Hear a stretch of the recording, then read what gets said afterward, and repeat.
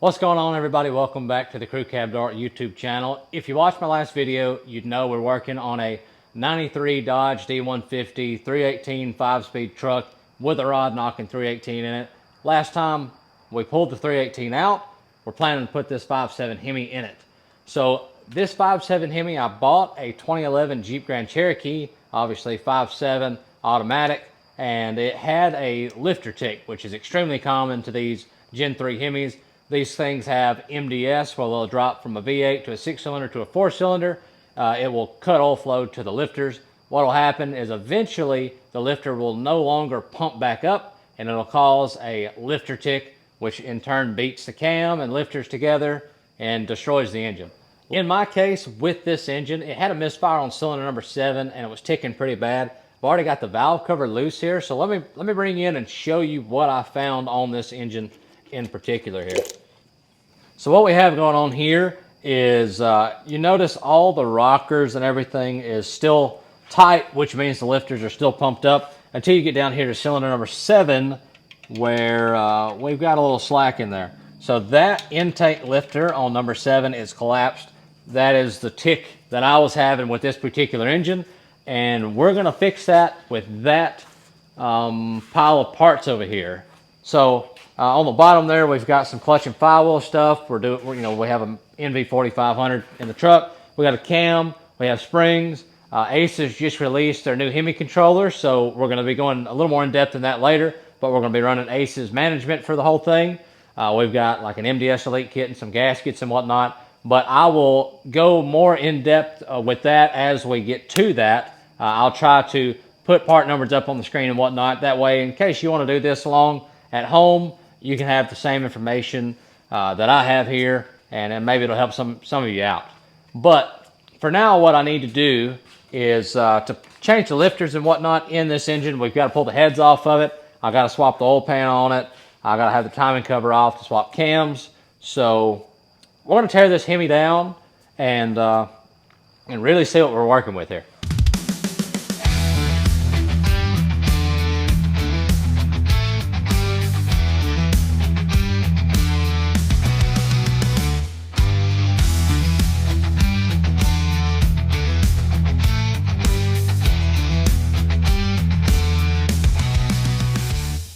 What have we found? I don't know. There's a big green paint mark. Wonder if it's like a reman deal or something. I mean, I would doubt it. I wouldn't think so, being as it's supposed to only have like 114,000 miles on it or something like that. You know, it could be a factory mark. Could be something somebody put on. Yeah, could be. Well, next up, pulling the heads off.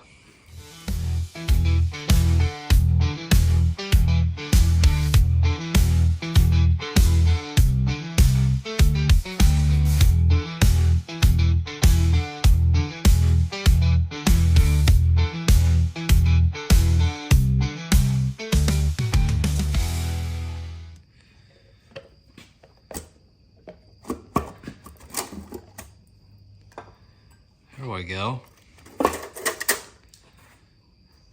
Let's see here. Actually looks not bad. How's the head look? Any damage?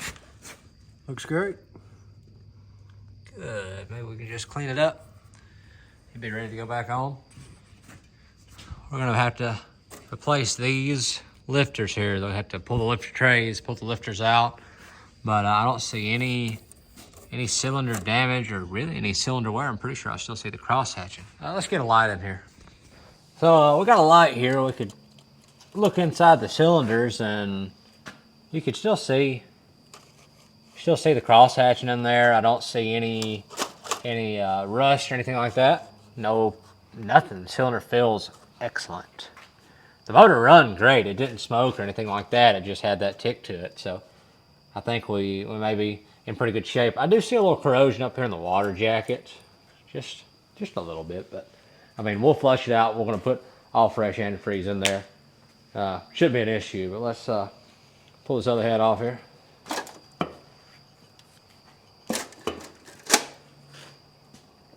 Same story. Looks good. So yeah, I mean, it looks about like I expected it to. The motor ran, so I wasn't really expecting any water or rust in the cylinders. It's been stored in the shop for as long as it's been out, so I'm pretty happy with that. I don't see any ring grooves. I still see cross hatching, but I don't think these are known for having any sort of cylinder wear issues, especially not at, you know, around 100 and I think it was actually like 108,000 miles is what the engine had on. I think I said 114 earlier, but I'm pretty sure the Jeep had 108 when we pulled them out. So we just had to pull the heads off. We're going to swap lifter trays and lifters. We're not going to do that just yet. Next thing I got to do is pull the water pump timing cover off. We're going to pull the camshaft out and check it out.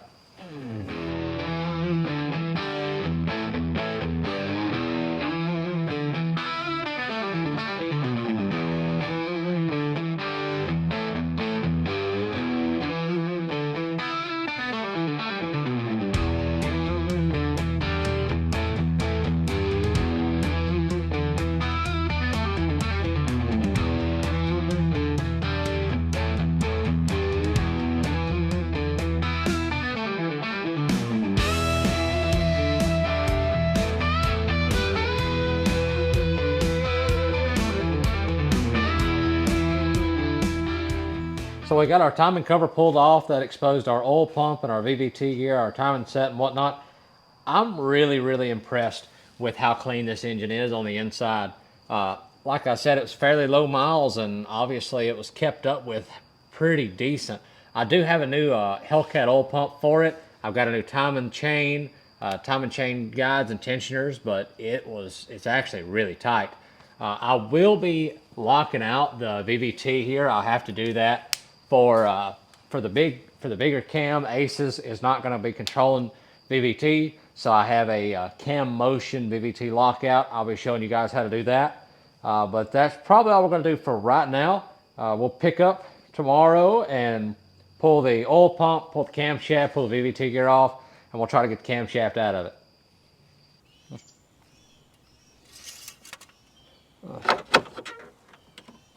Well, done for the day. Let's go work on the Hemi. Let's go work on the Hemi. We made it back in here on our 5.7 Hemi teardown. We're now to the short block portion of things, and we made a pretty unfortunate discovery. If you come right over here, we were, like I said, had the heads off of it, and just got to looking at some things, got to rotating the engine over, and I noticed there was a really clean spot right here at the top of this piston, and it's a little indent that looks very suspiciously to be the shape of a valve. So as you know, this was the cylinder that had all that slack in the rocker, and so we come over here to the heads, and I believe we have determined what really happened with this engine. So they're common to have cam and lifter failure, but apparently they're also really common to drop valve seats. And that's what this one has done. You can see the witness mark right there where the valve touched the piston, and the valve seat is pushed down out of the head. So that is mighty unfortunate. Here's what a normal one looks like.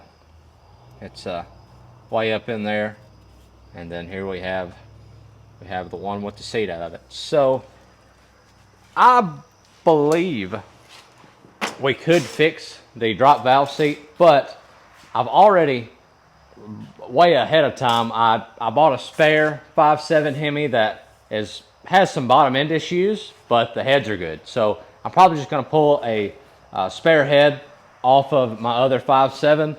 That way I don't have to do any sort of machine work to those heads, and we'll just clean the other head up and swap springs and be good to go. Next up, what we're going to be doing is we're going to pull the pan, oil pump, timing set, VVT gear, and we're going to pull the camshaft out of it. We may even turn the motor over and check a rod bearing or something. But so now that we know we have that valve seat issue, I don't think there's anything wrong with the cam and lifters in this engine in particular, but we're not going to be reusing them anyway.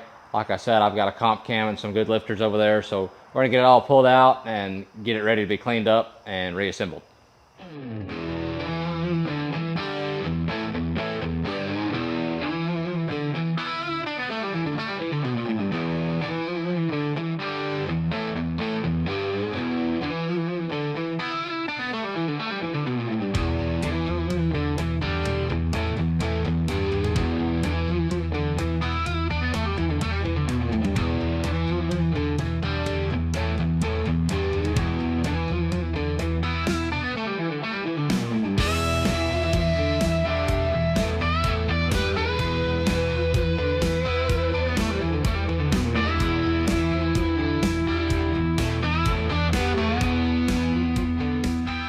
got all our lifters and timing set and oil pump and whatnot out of the way, I guess we're ready to pull the old camshaft out.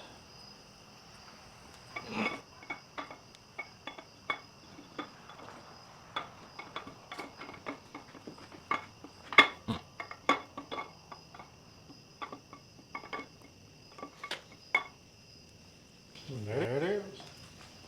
Camshaft is out. Here's our camshaft here, and all the journals on it look really good actually. I don't see any problems there.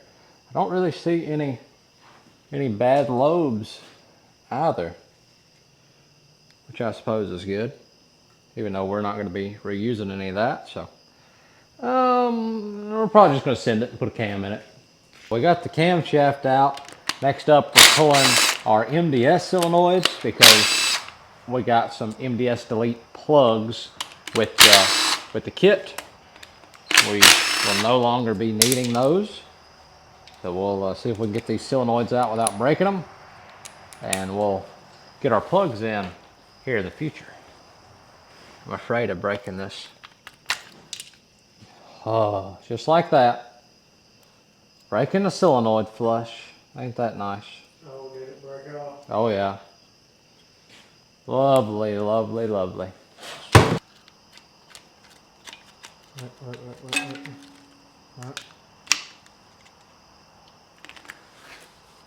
Right. I don't know. I don't think we broke that one. Maybe not. No, I don't believe we did. Appears to all be there. Excellent.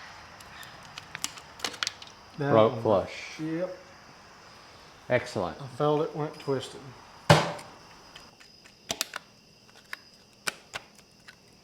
Hey. There's half of them. Well, That was broke. that one's broke.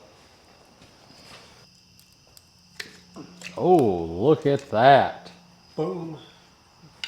Good old wood screw trick. You do nice. I'll try.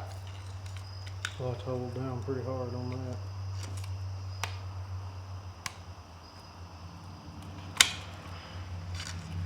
That's all she wrote. Bada boom. That's what I call a successful flush MDS solenoid removal. So we have the engine tore down to the point where we would normally pull one of these rod caps and pull one of these main caps and double check and make sure our rod bearings and main bearings are good. But upon a little research, I found out that the rod bolts are torque to yield, and I was looking for any excuse to not have to look at them because the engine ran, had good oil pressure, and didn't knock. We're just gonna send it. I don't really care to have to order rod bolts. Now, if I put it in there and it's knocking, it's my own fault. But we're gonna send it. It's a low mile engine. We found the issue, has nothing to do with the bottom end. We're sending it. So if you're doing this yourself, I would advise you to check your rod bearings and your main bearings and not be lazy like I am. But I'm gonna skip on this one. We're just gonna put her back together and act like it's all good. All right, do a little wiggle test on it. Tight.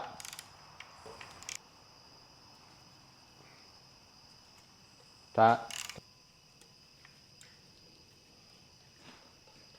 Tight. That. Got good bearings in it. All right, folks, well, we have the Hemi tore down to a short block and we're ready to start going the opposite direction. I thought I was gonna make all this in one video, but after looking back at it, it would be a really, really long video. So we're just gonna make this little two-part Hemi build series here. We'll have, we have our tear down, then we'll do the build up in the next video. But yeah, that's all for now. So stay tuned for next video where we'll be doing the Hemi build up. We'll be putting our comp cam in. We'll be locking our VVT out, put our new oil pump on, new oil pan, all that. I'll show you my plan for our head since we did find that drop valve seat. But I'll discuss all that in the next video. I really appreciate if you guys would take a second and like, comment, share, subscribe, whatever. It really does help me out, and I appreciate everybody doing that. But that's all for now. We'll see you next time.